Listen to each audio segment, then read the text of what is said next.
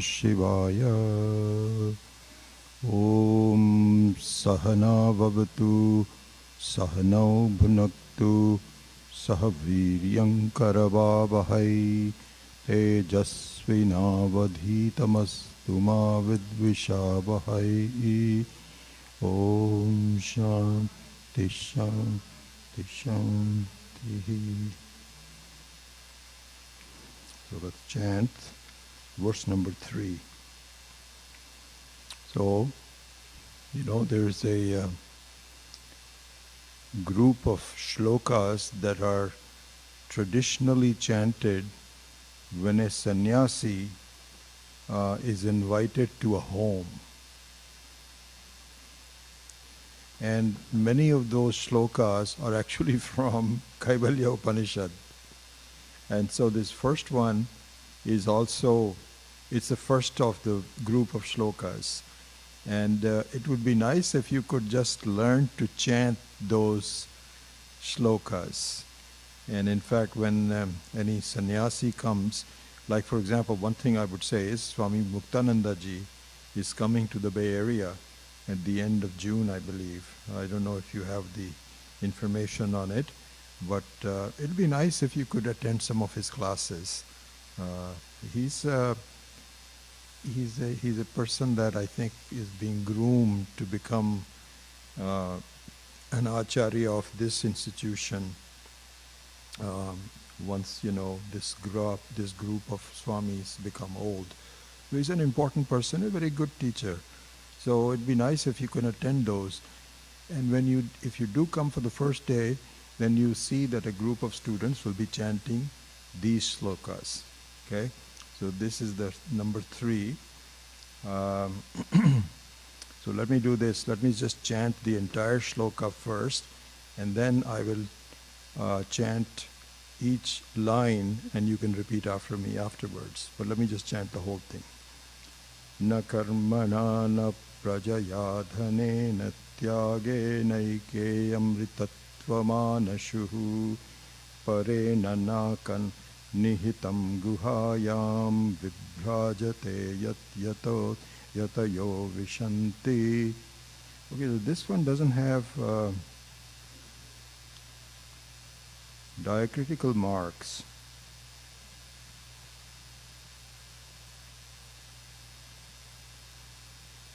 Right? I don't know if I think that they're not there. Yeah.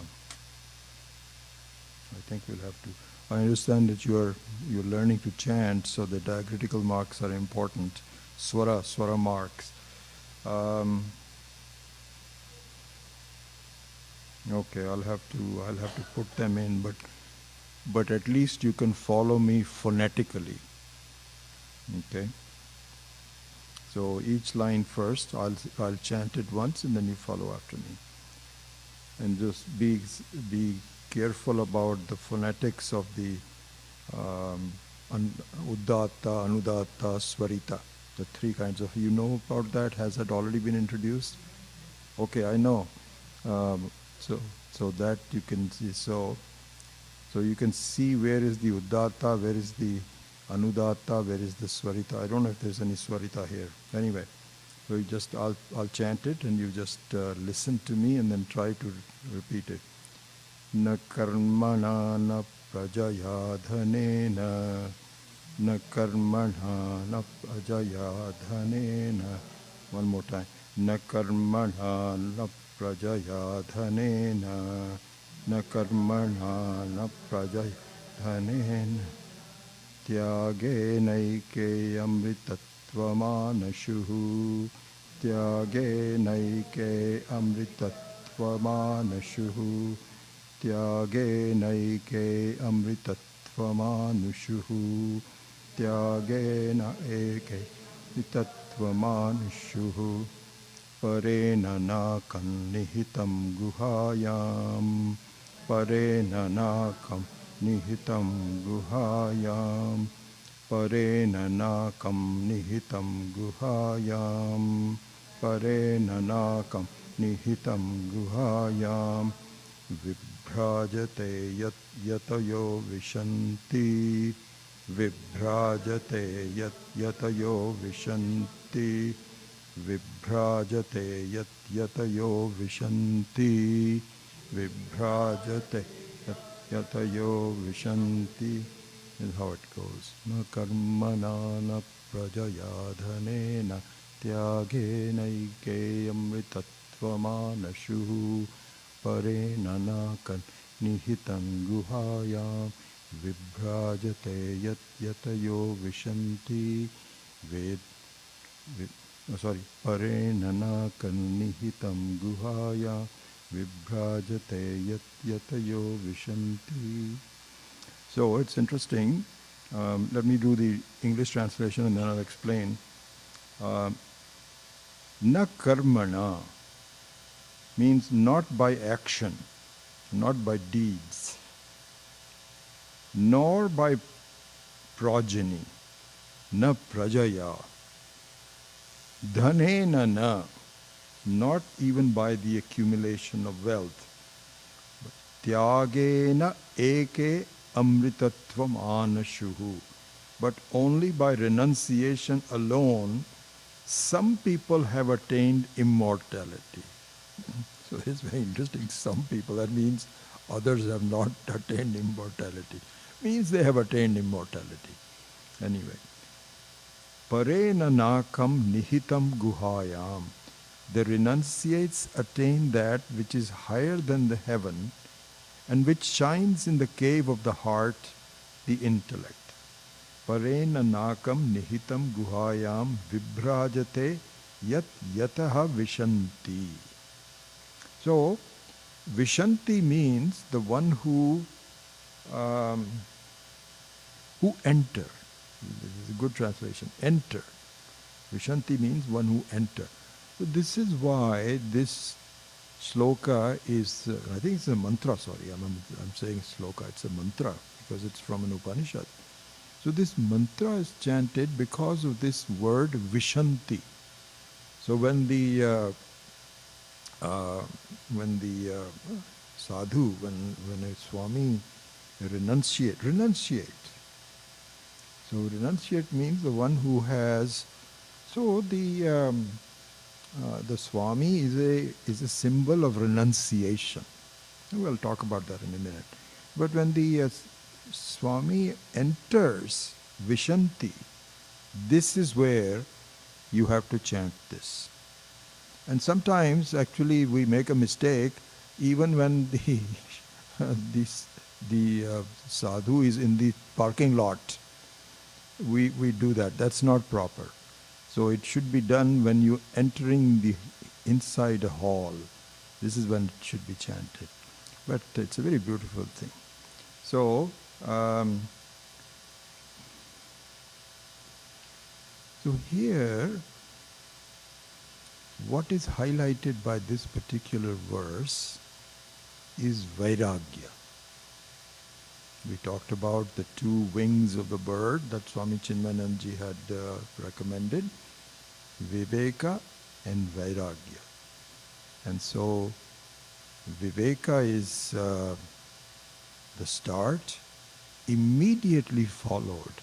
Immediately means closely followed, not immediately. Closely followed for completion of the journey by Vairagya. And this verse talks about the Vairagya that we should know about if we want to correct the mistake that we make, that I am a limited being, and somehow feeling that within the confines of the limits I will reach what I want to do. So it is very obvious, you should also understand this, that, and this is what we were talking about. Remember, we were talking about the bathroom wanting to become kitchen and the kitchen wanting to become a lecture hall and so on. Essentially, this is what we are doing in our life. We want to be better than what we are now. We want to be greater than what we are and possibly greater than others. And we find that the becoming greater than others is very difficult. Not many people can reach, what these presidents of the countries and prime ministers and so on and so forth. So forget about becoming greater than others, but at least I want to grow myself. And somehow our feeling is that if I did this, then the other, then I think I will reach some kind of a sense of satisfaction. But I think death is always at the end. This there. So the best I can do is to reach heights in this life. And hopefully then this is what happens. We also do some prayers and so on. And many of the religious practices, including Hinduism, Christianity, Islam, and says, don't worry, you will be greater in the next life. In the next life. And so this is what happens. This verse says, no. You cannot be any greater than what you are now. You cannot be. And if you want to be greater, it is just a false sense of security. It's just like telling the bathroom who wants to become bigger and says, hey, why do you want to do this? He says, well, it's very obvious. What do you mean? I'll get better satisfaction. It's kind of like that judge, who, so there's a guy who robbed the bank. And so the judge asked him, hey, why did you rob the bank? He says, I don't understand the question. That's where the money is. Where else would I go? So this is exactly like asking this bathroom, why do you become bigger? Why do you want to become? He says, that's a nonsense question. Don't you think that a kitchen is better than the where I am now? So somebody will have to say yes. The judge will have to say, you're right. That was a stupid question. If I were you, I would have also robbed the bank. Absolutely. So the kitchen has to be told, listen, why do you want to be bigger? So he says, it's a stupid question because don't you think this beautiful kitchen, especially the one that we have, what a lovely kitchen we have, don't you think that should be better? So you will say, yes, but. What do you mean by yes, but? It is better for a while. For a while you will be, so this is what happens, you get into a bigger home, so you say, oh my God, this is so wonderful. So wonderful. This is great. After that, after a while you say, well, this neighbor's house is even bigger than mine. I should really resell mine. If that becomes available on the marketplace, I'm going to buy that one. So this is what happens. So the answer is that becoming greater is a short-lived goal. And if you are okay with the short-lived goal, it's okay, but it's a short-lived, it's not going to last very long. So this is not going to happen. So he says, na karmana, by any kind of action. So we'll probably talk a little bit more about that somewhere, I don't know. The limits of what karma can do. What karma can do.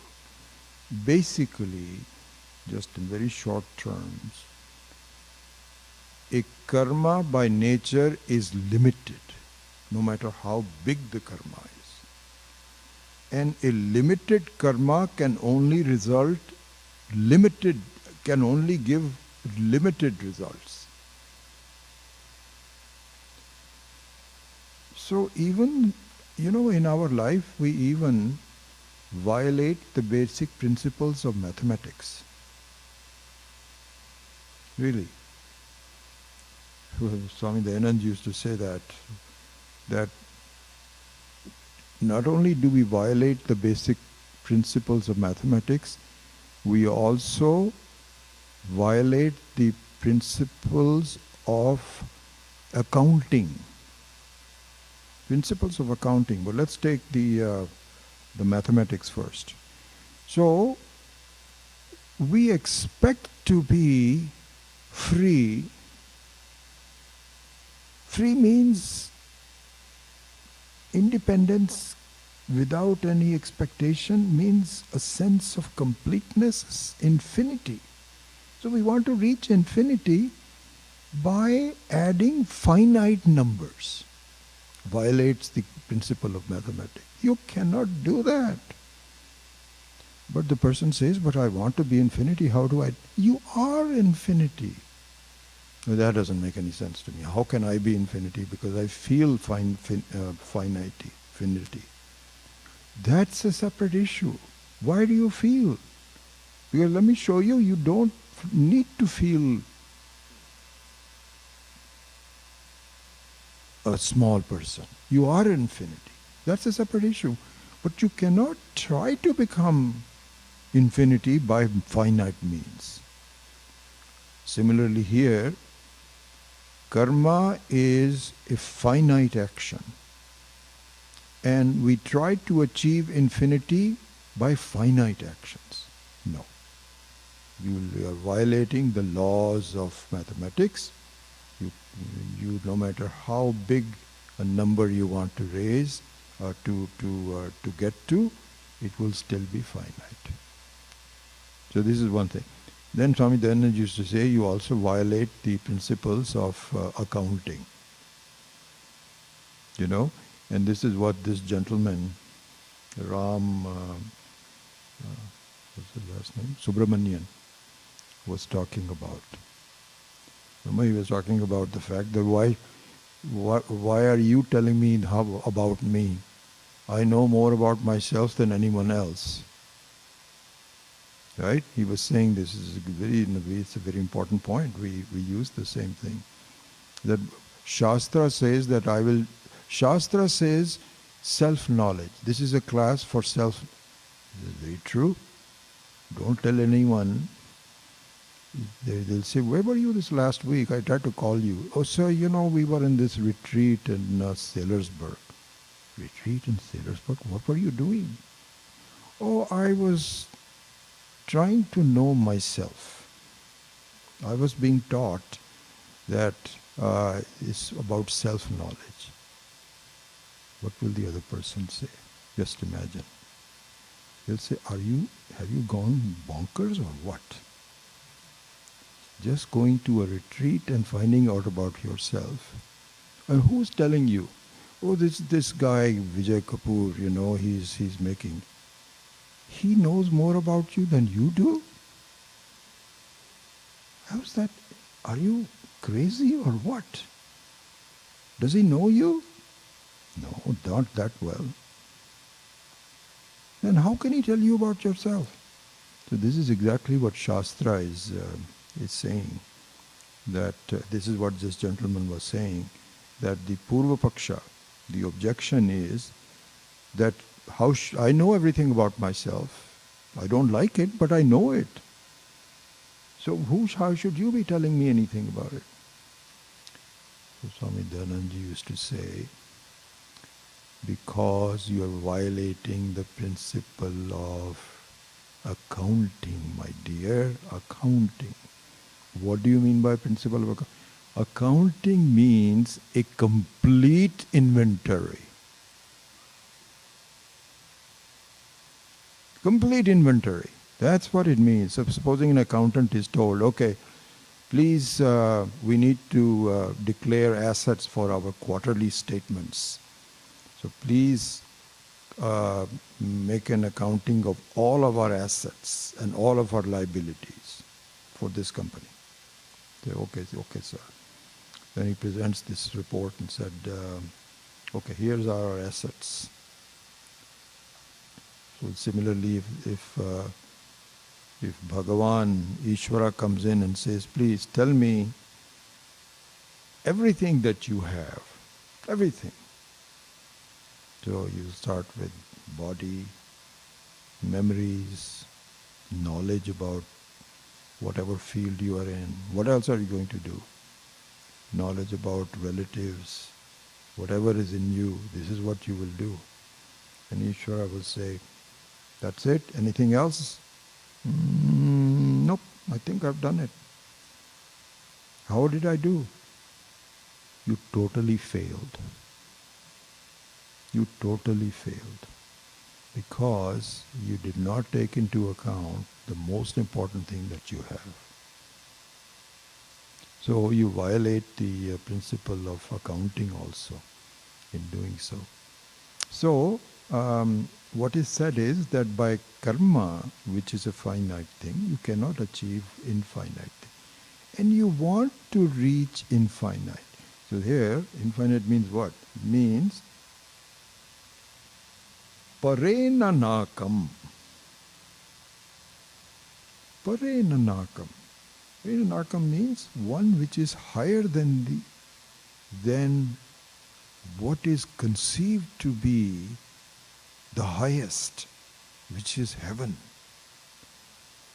And heaven we visualize, and it's even corroborated that there is nothing better than heaven.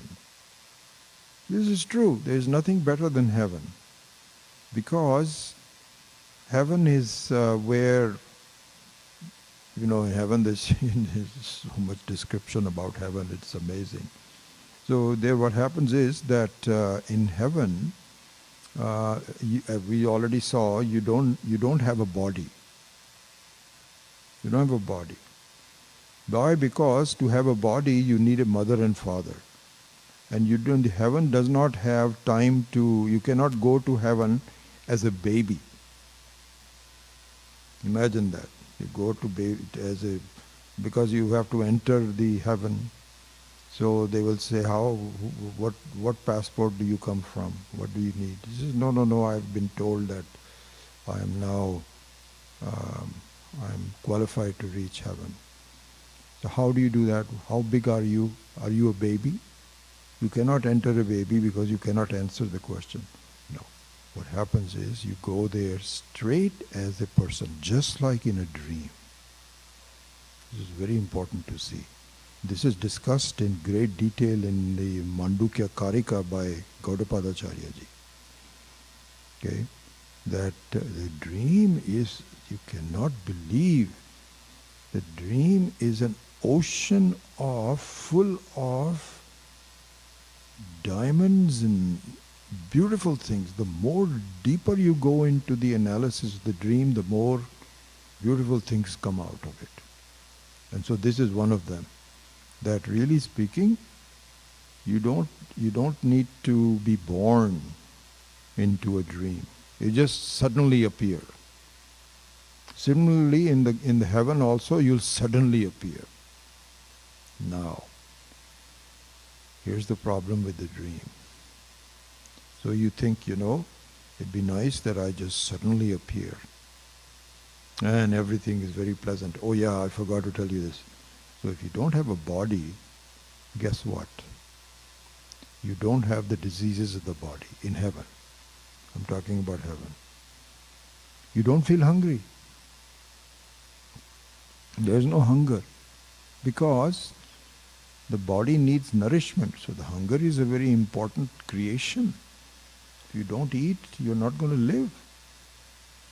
And so the dukkha of the hunger, the hunger pangs. This just reminds me, I heard this somewhere. There was a brother and sister who were in a house together. So the sister is about 10 or 11. And the boy, this is a real life story, somebody told me this. And so her brother is a 4 or 5 year old brother. So they were both bugging their mom and saying, "Mom," so the boy was really more bugging. He says, "Mom, I'm starving." So she says, "Listen, baby, I'm cooking. It should be done in about 15 minutes. It's not ready." No, I don't want. I'm starving. So this older sister comes up to him and he says, whatever his name was, and he said, You know something? Can I tell you something? Starving is not the right word. You are hungry. Starving is by these Bangladesh villaging children who have not eaten for several days and their ribs are showing. She's saying all this to him because she's seen that in the school. He says that is starving. You are not starving, you are just hungry. This is interesting. When Swami Dayananji first came, he became very aware of the usage of words in this culture. I recall this so much, so well. Swamiji says, what really surprises me, that how words are used, because he gives out these prasadam at the end of satsang. So he'll keep some fruits, and after the satsang and he was very fond of throwing it, and so that you have to catch it. Oh, that was his favorite thing to do. And so one of the fruits there will be a banana. And so I think that was the only thing left or something. So the child appears, when some youngster appears, he gave him or her a banana. And the child says, Swamiji, I hate a banana.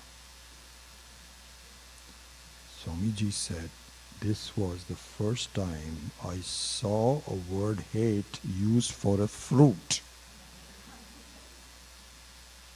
You can say I don't like it or something, but to use the word hate was just amazing. So, he also got educated. He says that's how the culture is. He was very particular about words, because he says words contain a lot of meaning. This is why he never used the word philosophy for, I think I already told you this. He says, because if you use philosophy, then you're already going in a wrong direction. You've already taken the wrong turn. Why? Because you think of all this teaching as a possibility, a speculation, a point of view. It is not. It is not. Are you a point of view? As we've been saying, as Swami Viditatmananda was saying, I am. This is independent of any feelings. I am. So this is not a possibility. That you are is a fact. It's knowledge. It's not a philosophy that I am. Yes, you can say that I am feeling okay is a philosophy. That I can understand. Because not everybody feels okay, and some people feel okay even if they are not okay. So that is all psychological. But the fact that you are is not a philosophy. We're talking about that fact. So the words that he used was really very important. And so here also we branched off of on the violation of accounting and so on and so forth. So he says, one thing to come back is to go back to the bathroom. Who wants to be bigger? He says, why do you want to be bigger? So he says, it's very obvious, because becoming bigger is better. But you are already the biggest that you are. This I don't understand, he says. I don't understand how I'm already the biggest. Because you are the total. Your I-ness. This is really important stuff and, worth. By the way, it's interesting. A couple of people have asked me if we are recording the morning meditation, and I think Siddhartha ji had asked me, do you want to record it and so on? So I said no, because Richa has to come early in the morning and so on. But I think a couple of people have approached me and said that those meditations are good and we'd like to listen to it later. So from tomorrow on, we will actually record it, and I'll have to figure out how to compress it so that at least some of the information that I've already given can be repeated. So it's a structure. And be 4 instead of 7, but at least we'll have something. So, so this guy said, why do you want to be bigger? So he says, very obvious. He says, you already are big. And he says, this I don't understand. So there it is said, my dear, that fact is, oh yeah, this is what I was going to say. The problem with a bathroom guy who thinks that I want to be bigger is because the I-ness of that person is in the walls, not in the space. Yes, you can say space along with the walls. So this is discussed in very technical terms. So if you want, I can just quickly give you an introduction without losing my point. So the wall is technically called upadhi. It's called an upadhi. So upadhi means the one that makes something appear differently. Without changing something else, it makes the other thing appear differently. Classical example of that is a crystal that has a flower sitting next to it, and the color of the flower colors the crystal. Without really coloring it completely, it makes it appear colorful. This is it. So, in technical terms, in a room, the walls are the upadhi, and the space is what is called upahita, one which is subject to being superimposed. See, the space is a very interesting thing because the space itself never can change. From the beginning, it's the same space that we see now. It was in the case of Krishna and Rama and Christ and Buddha, and same space, never change. But it is subject to change. In fact, at night time it becomes dark. And in the daytime it appears to be blue. And in the rainy season it appears to be red. In cloudy it becomes cloudy. And all of those are upadhis. And the upahita is the space. You see? The space is the upahita, means that total space is subject to being affected by the upadhi, without being affected by the upadhi. That is our situation. That is our situation. And that means that the body is an upadhi, the mind is an upadhi, my memory is an upadhi, my sense of I-ness is an upadhi. It's a very sophisticated set of upadhis that make me appear differently. As Swami Viditatmananda was saying, I become the walker. I become the thinker. I become sad. I becomes happy. Same I, which is, and what is the I? It is the upahita. Like the space, it does not change but appears to change. Appears to change. So, what needs to be told to this bathroom guy is you don't need to change. You are all, shift your I-ness from the walls to the space. You'll be completely okay. And it takes a while to grasp. So he would protest and saying, "You are just making me feel better. You don't have the experience that I have," and all those kinds of things. But finally he says, "Oh, I didn't realize that. Okay, I know what you're saying." So this is exactly what it is. So anyway, na karmana. Oh yeah, one other thing. So yeah, I didn't finish that. So this is the problem. I go into many descriptions. Pare na nakam. Yeah, that I did not finish. So let me finish that. Pare na nakam.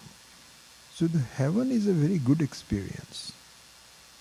Very good experience. You don't have a need a body. You never feel hungry there. And people just enjoy dancing and music and just the thoughts of being with Ishvara. You're very satisfied. It's a very beautiful thing. And in our experience also we have heavens. Hawaii is a very good example of a heaven. I don't know if there is from the East Coast. You may have some. Everybody is from the West Coast. Like some Jyoti.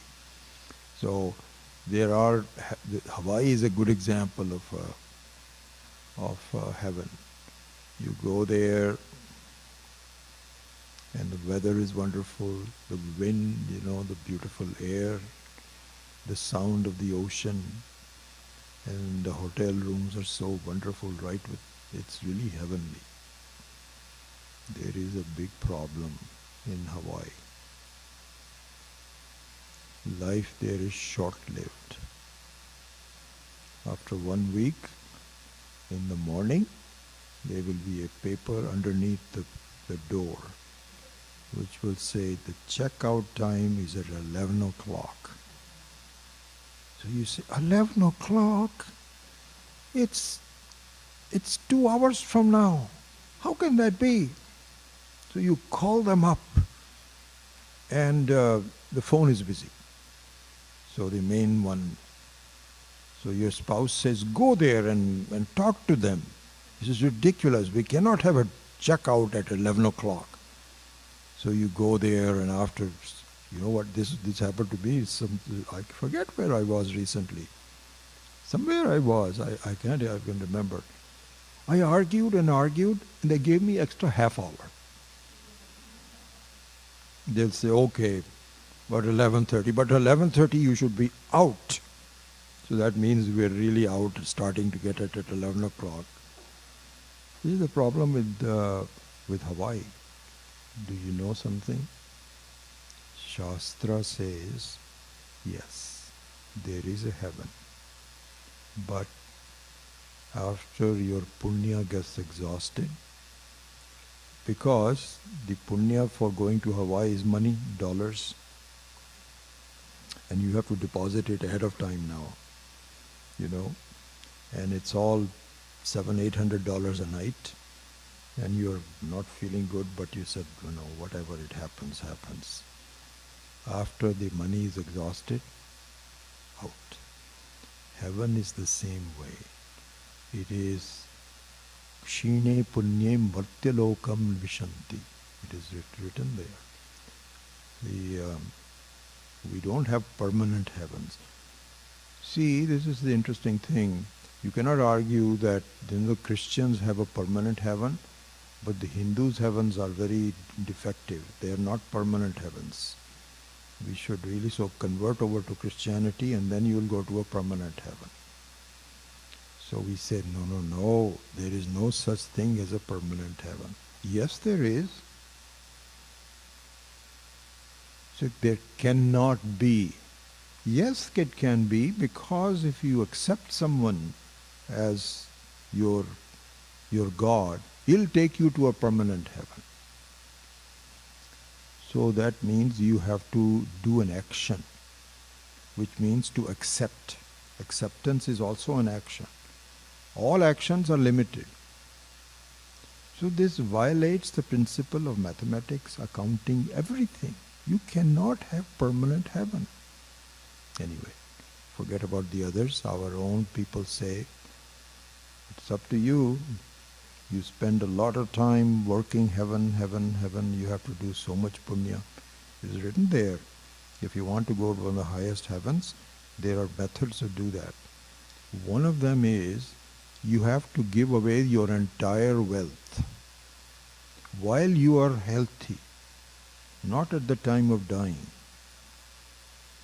Not at the time of, supposing you are become useless and you don't want to give it to anybody else. So you say, now I'll give it to charity because I'll go to heaven. That doesn't work. When you're still healthy and you do have children that you can give it to. If you give entire wealth away, this is written in the Upanishad. That's a story of the Upanishad, that his father was giving away everything. And Nachiketa said, Sir, Nachiketa is a young boy, but very smart guy. So he said that, Dad, you're giving away all these cows. He says, yes, I'm supposed to do this as part of going to heaven. He says, but wait a second. Many of these cows are diseased, and many of them are not capable of giving milk anymore. He says, that's not my problem, okay? That's somebody else's do that. I'm just going to give it away. He says, I don't think that's right.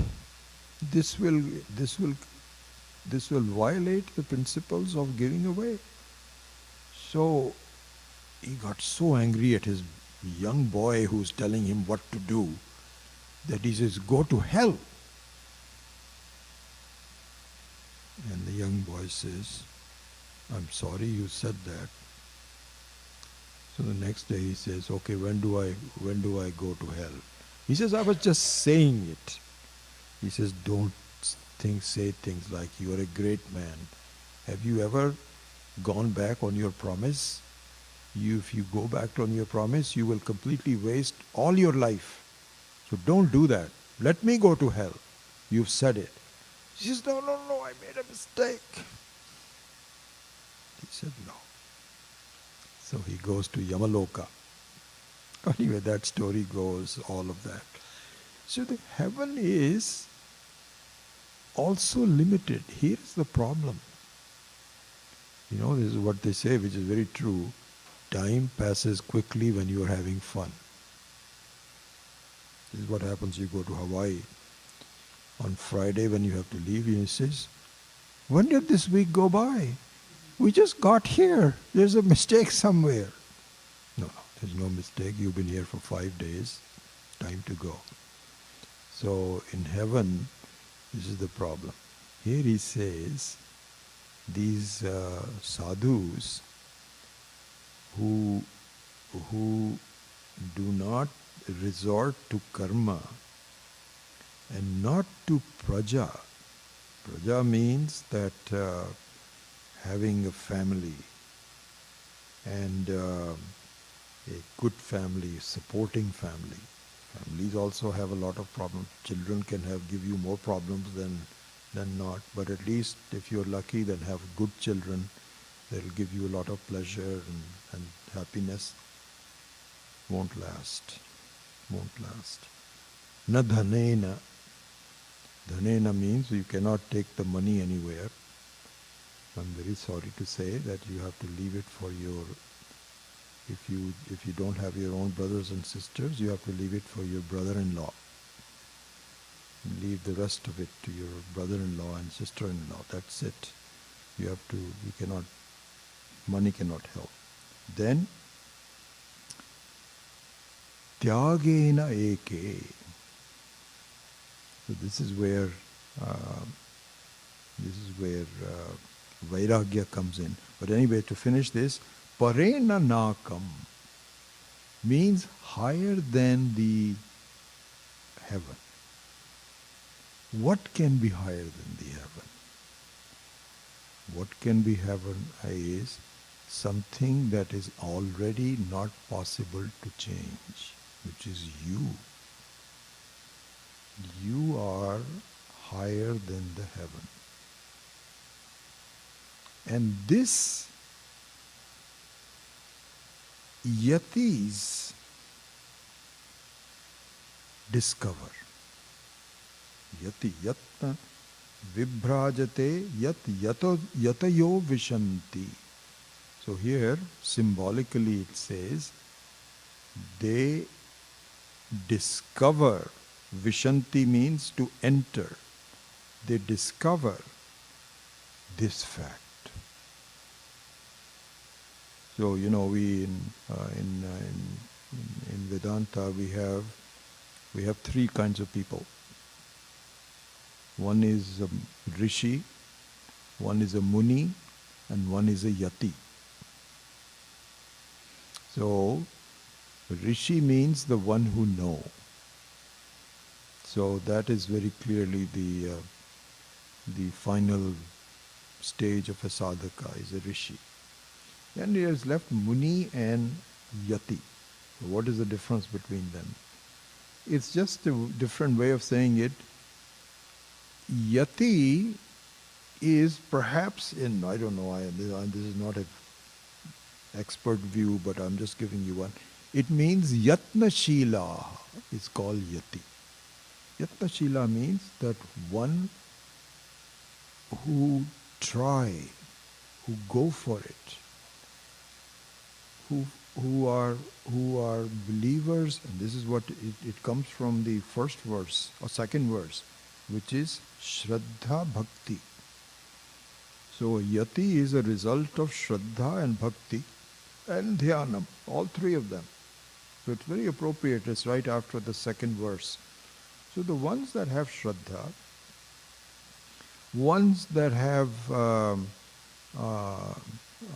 Bhakti, and ones that have Dhyanam, those are the yatis, because they are trying, and trying in a very meaningful way.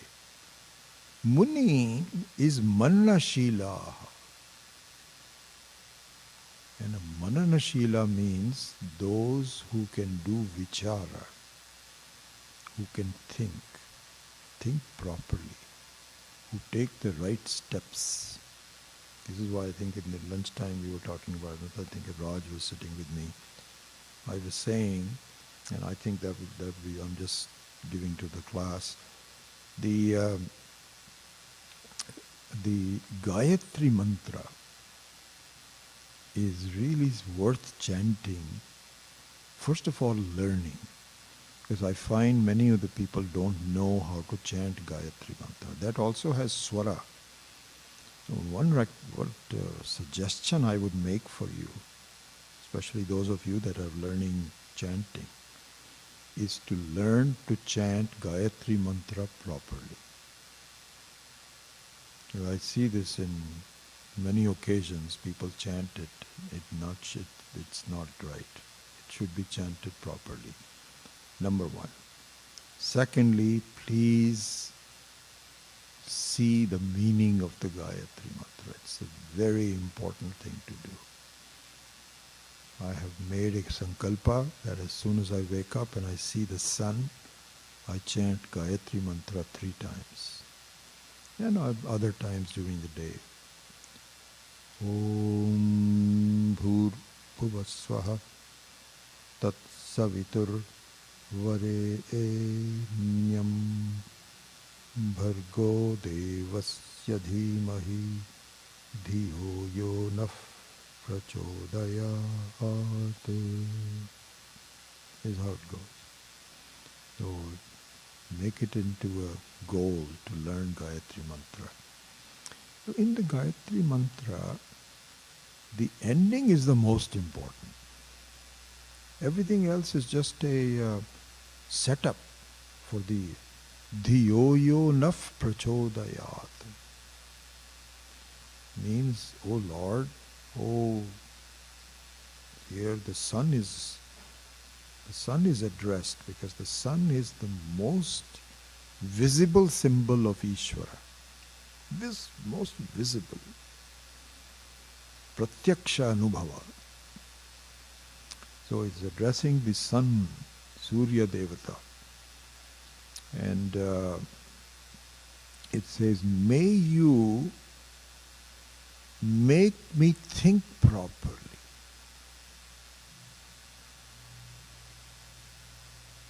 Dayanand used to address this so much.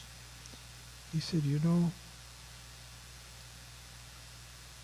it all depends on each step at every time what you take. And each step has options. Each step has an option. Should I do this? Should I do that? And the best thing to do is to take the help of Ishvara,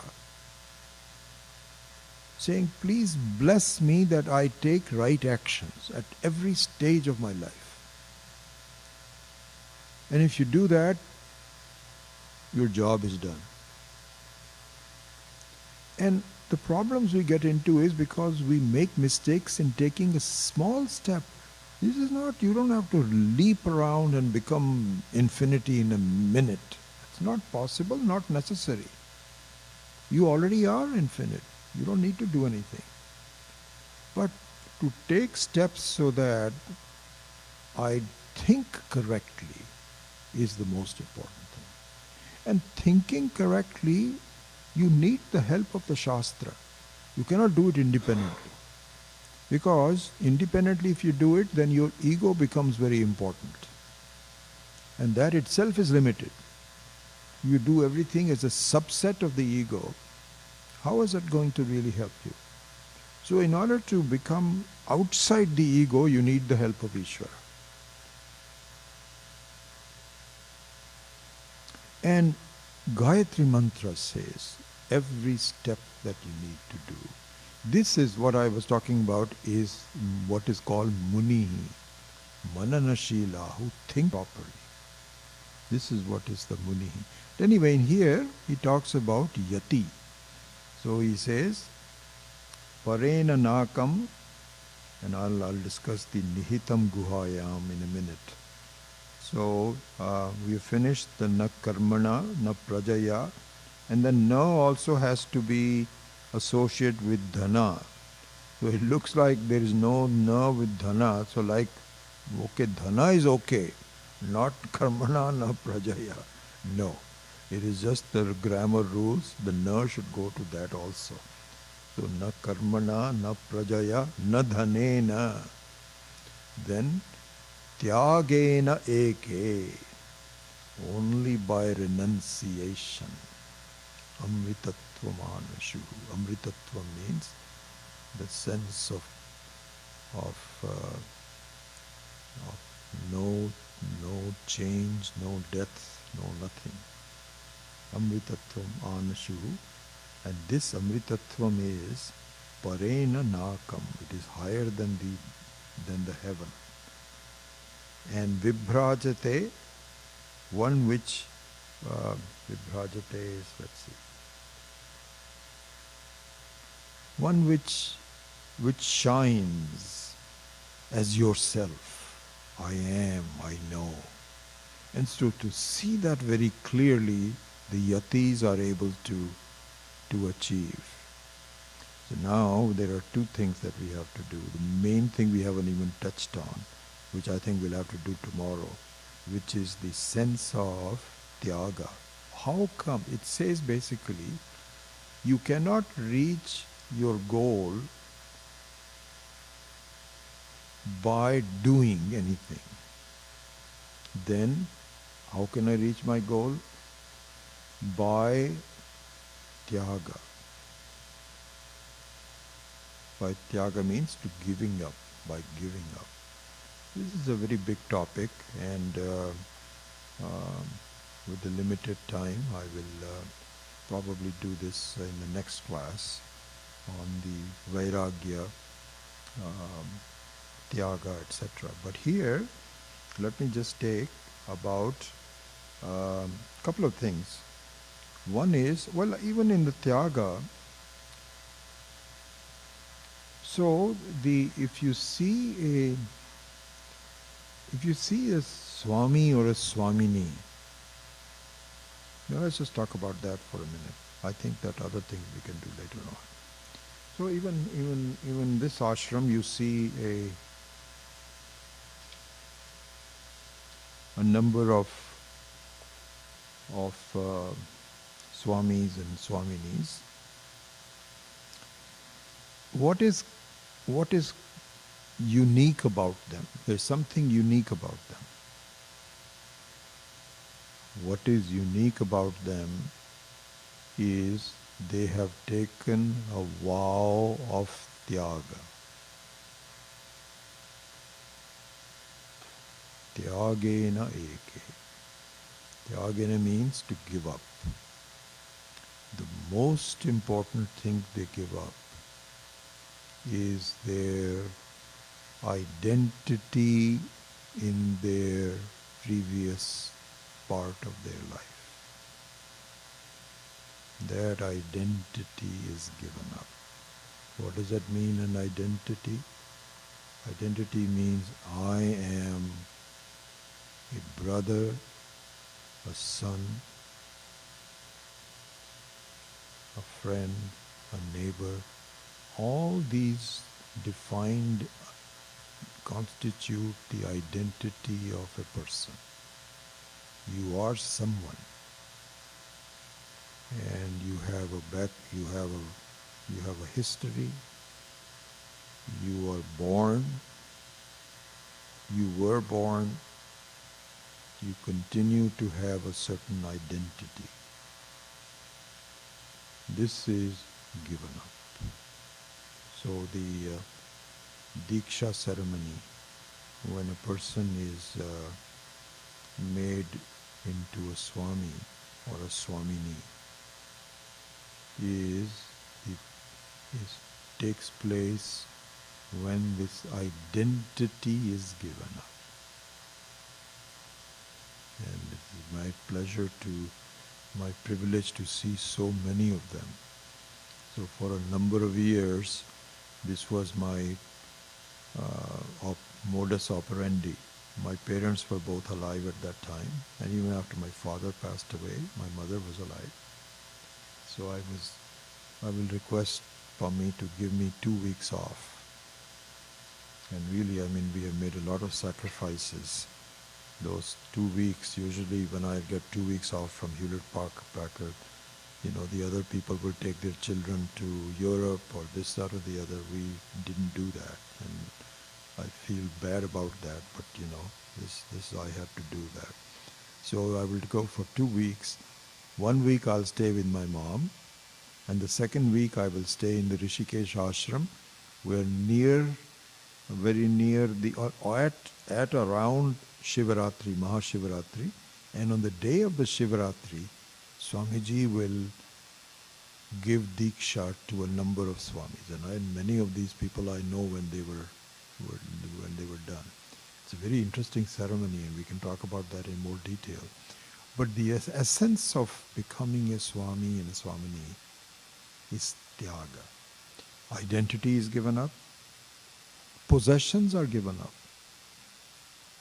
If you had a bank account, you cannot have the bank account anymore. Swamis don't have their private bank accounts. That's not possible. And they are given a new name. And in a way, this birth is different from the other birth because it is not done through a father or mother. It is done just like that. This is the birth. And what does that mean? That means that all these people that you see in ochre robes,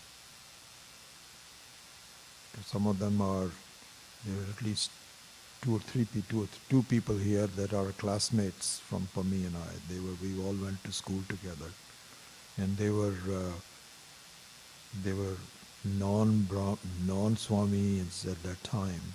We know them by that name, but they have a new identity. So what they are doing is they are really yatis. They are munis and yatis. They may not be rishis yet. I don't know. Who knows whether they're rishis or not. But they are trying to reach parena nakam by their tyaga. So the tyaga is the most important function. And the question is, can we reach this without becoming a Swami and a Swamini? Absolutely yes. No doubt about it. But it's a lot easier if you visibly, contextually, completely give up your identity. Lot easier. But it can be done in other ways that we can discuss tomorrow when we have a class. Om Asato Ma Satgamaya Tamasso Ma Jyotirgamaya Mrityor Ma Amritam Gamaya Om Purnamadav Purnamidam Purnat Purnamudachyate Purnasya Purnamadaya Purnamevavashishyate Om Shanti Shanti Shanti Hari Om Shri Gurubhyo Namaha Hari Om